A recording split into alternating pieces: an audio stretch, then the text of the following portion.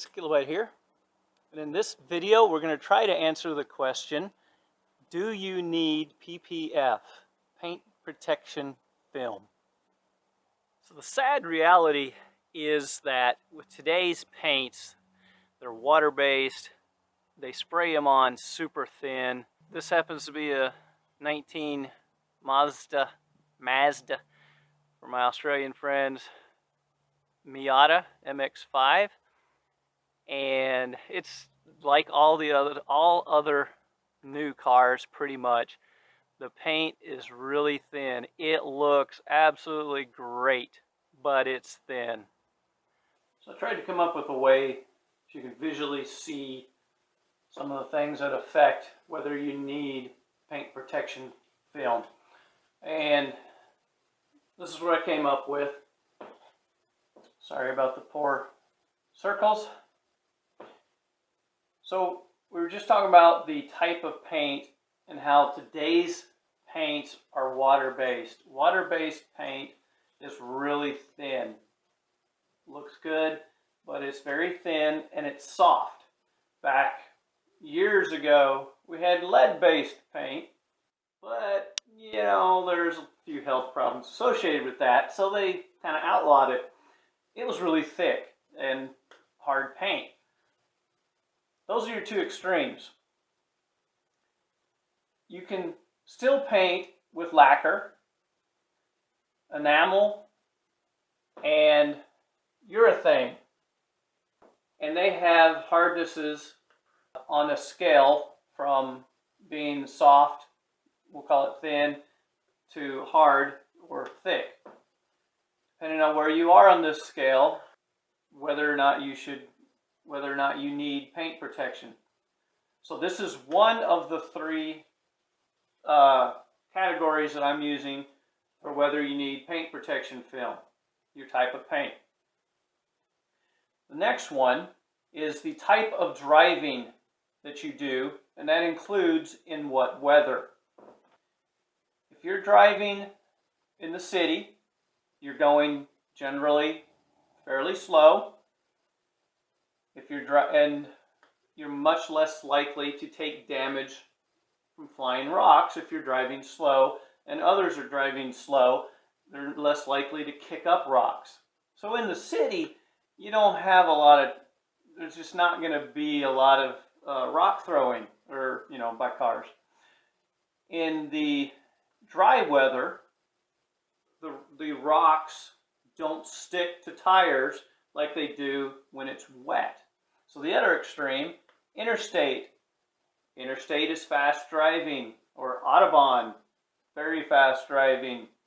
And you're more likely, the faster those tires hit pebbles and rocks on the road, the more likely they are to get kicked up. Also rain.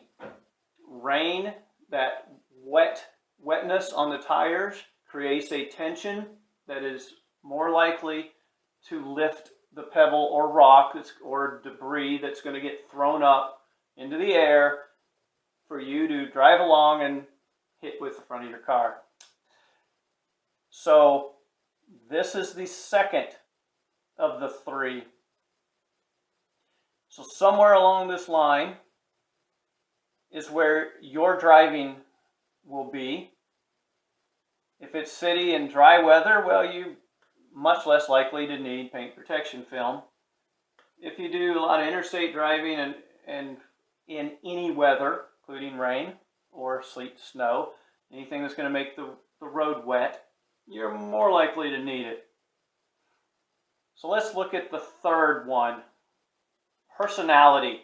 And I put resell here as well, but it's mostly personality. Is your car just transportation? Is it just so you can get from point A to point B? I know people that they want their car to be reliable so they can get from point A to point B, and they don't really care otherwise. They rarely wash it. They may or may not take care of it with oil changes and such. And then you got the other extreme is do you wash it weekly? Do you, if you take it out and it gets a little dust on it, well, maybe I need to take care of that? Do you park in the farthest parking spots so that you don't get door dings? There. If so, oh, and maybe you're a car guy. Oh, sorry, person. If so, you're much farther along this line, on this end of that line. And somewhere in here, there's levels. So where you end up is whether you need paint protection film. Because it's really, you don't need it. Well, unless, you've got thin paint, you drive on the interstate, especially in wet weather. Oh, and you like your car because it's an extension of yourself. You want it to look good. Oh, and you want it to, not be ruined with paint chips when you go to resell it or at the car show. So there you go. So you're somewhere in here, and it's up to you to figure out where you are. If you're on the outskirts somewhere, nah, don't worry about it. It doesn't matter to you. If you're more on the inside, yeah, you might consider paint protection film. So, very quickly, ceramic coatings. Can you replace paint protection film with ceramic coatings? No, you cannot. They are different. A ceramic coating does protect your paint from some of the same things that paint protection film does, such as, bird droppings and that. However, a ceramic coating is not going to protect your paint from rock chips. All right, what if I wrap my vehicle? Will that protect it? Not really. Yes, you'll have a very, very thin layer of vinyl, but it's not the same type of vinyl as paint protection film. Paint protection film is designed to protect the vehicle from hits from rocks and stuff. Now what you might do, if you are in fact a car guy or girl, you can use paint protection film on the areas that need it, which we're about to talk about, and ceramic coating on the other areas that aren't going to get hit or are much less likely to get hit by flying debris. So, your next area of discussion is the vehicle style or type. This determines where the PPF is needed. So pebbles and rocks are going to be kicked up from vehicles that are in front of you.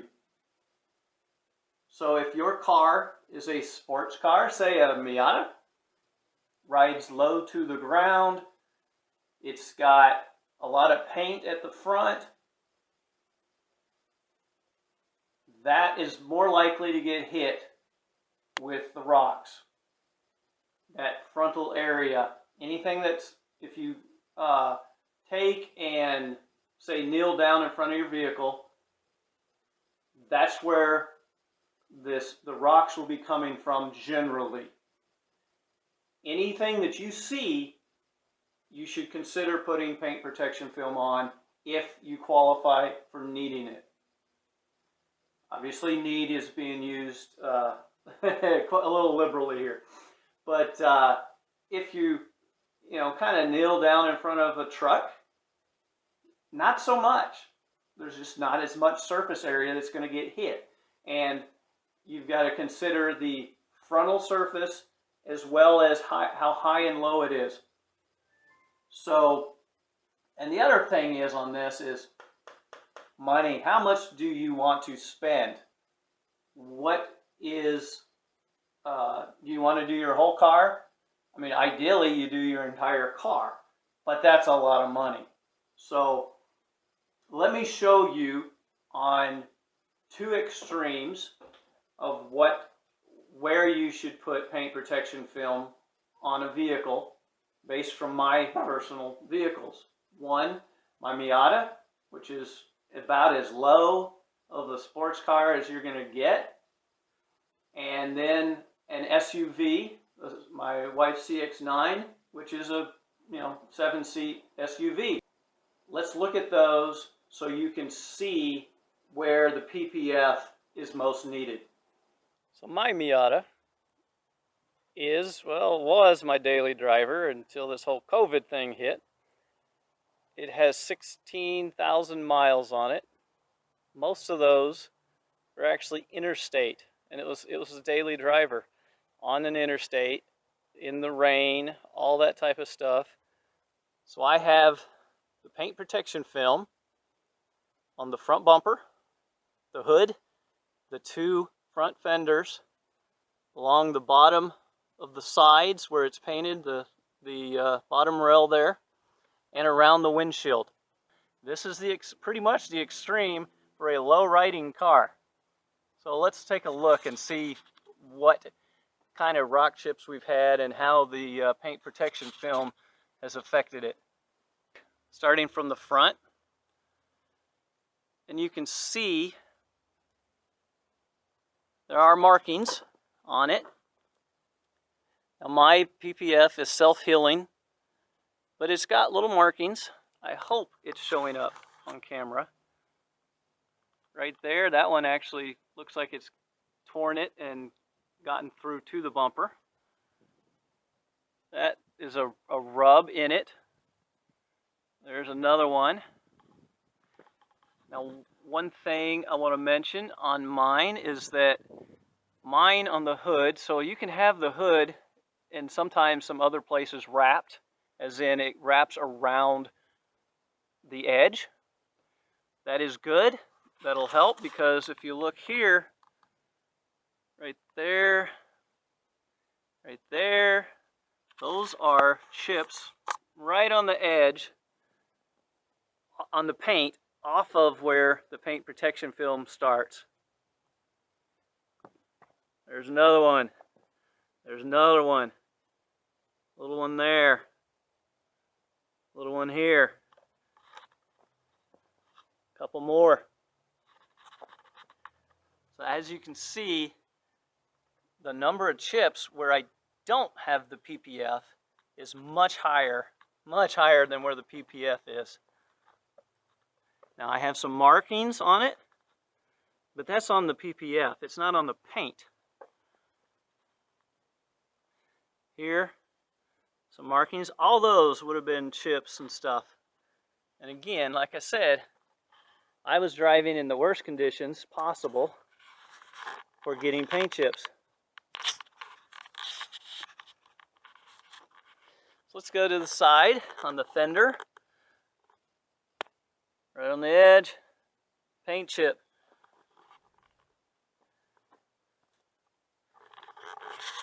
Now there's nothing, once you get past the front, because obviously most rocks are going to be coming from the front, there's much less chance of actually getting hit. And all this section, there's nothing on it.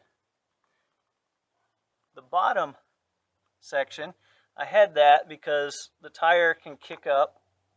So the tire here, the tire can kick up some rocks on the bottom. I have very little damage here, but I have a little right there, right there, and I hope this is showing on the camera. So there's a few spots that the film may have helped on the bottom, and then you can see right here, that's a little cut into the film. I did not do my mirrors because I just have the black mirrors, but you can see they've gotten hit a few times, but it's not too bad. Oh, and let me show you the hood on the top, because like I said, the more front facing it is, the more likely it is to get hit. So there's a little spot right here, but for the most part, once you get back halfway on these, there's really not much. However, around the windshield, right here, got nailed by a rock. That is a scuff in the PPF. I hope this is showing. You can see right here, ironically, it hit as well. I don't know if that's the same one or not, but come up here. This one I just got, possibly just in the film, because there is film here, and I think it may just be a discoloration of the film from getting hit by a rock. Now, this is, again, self-healing, I'm using air quotes. In the hot sun or with a like blow dryer, it can heal itself. It'll re-level itself. But I don't know if that's a pretty bad one.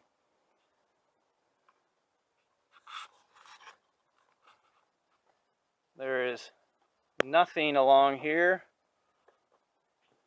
Had no issues there. Trunk, nothing. On the back here, I've had nothing. Back fender, nothing. Doors, nothing from the road. So here we have an SUV. Camera was down here on my Miata and you could see the top. Okay, not quite the top, pretty close. So the SUV is obviously much higher, and as I said, the front is a totally different look than the Miata. So when you're talking rock chips, they're primarily only going to hit the front, possibly because of the height, possibly a few will hit the hood. Well, let's look and see what we've got.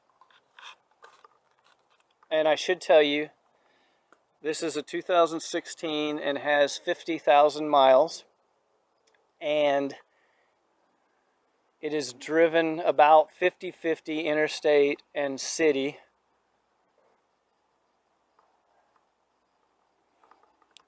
Front fender.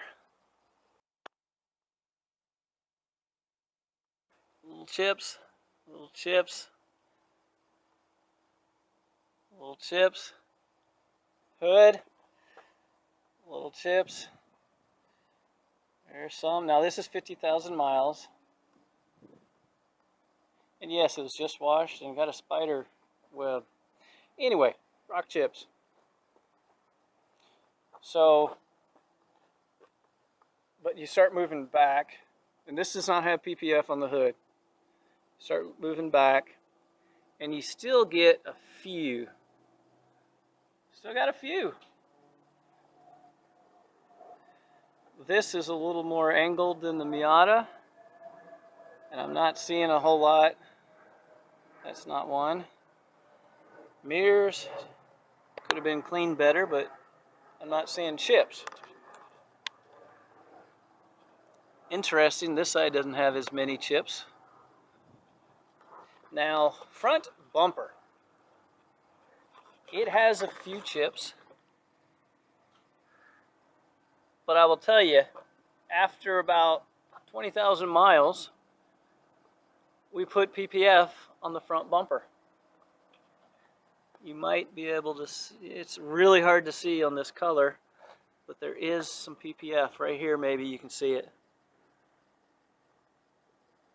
So my wife and I put that on ourselves. It was a bit of a challenge, but it has really saved the front bumper quite a bit. It's not perfect on it since it's the first time we really had done it. There's a little part here that sticks up, and it's done that since it was put on 30,000 miles ago. As you can see, it's doesn't have near as many. Now this is also, you know, the plastic, so it's more forgiving than the aluminum hood. But on an SUV, you want to look at what is most likely to get hit with a rock that's kicked up. And you can kind of see, if you look at it, from this front angle, you can see, all right, what is likely to get hit and what is low enough to get hit a lot. That's what's going to primarily get hit. And if you do want to keep your car really nice, if the chips bother you, then put some paint protection film on it. Hope that was helpful. If so, please like, subscribe, comment. As you can see in the stats here on screen, very few subscribers viewing. Most people are unsubscribed, so if you could subscribe, that would really help. That's what affects the YouTube algorithms, likes and subscribes and comments. Otherwise, people can't find the videos, and I do appreciate it. So in the comments, if you want to leave your opinions and your experiences with PPF, that would be great.